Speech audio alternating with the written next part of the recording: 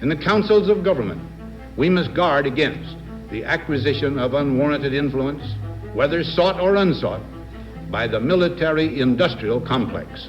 Today, President Dwight Eisenhower's famous warning during his farewell address in 1961 seems prophetic. Look at the defense budget since World War II in today's dollars, and the trend in U.S. government spending on the military is clear.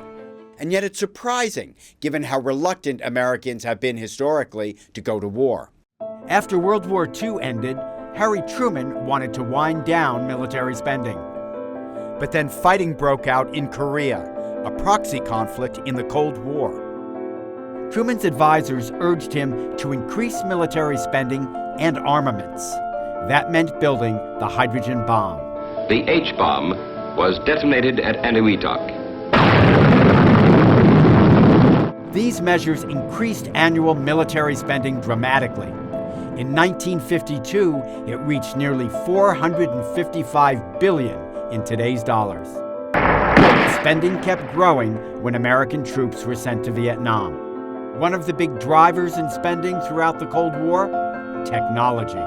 The United States Army, as almost everyone knows, is placing an ever-increasing emphasis on guided missiles. Investment in military technology peaked under President Reagan, who thought of spending itself as a weapon. The idea?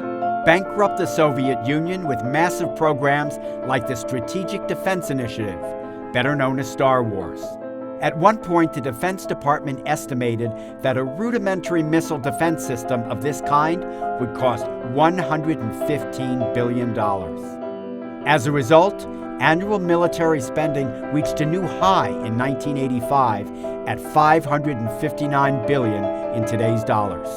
George W. Bush was elected, promising a humbler foreign policy. My fellow citizens. But shortly after he took office came the attacks of 9/11. The Bush administration submitted a baseline defense budget along with a second budget to account for the ballooning costs, which reached a combined $747 billion in 2010.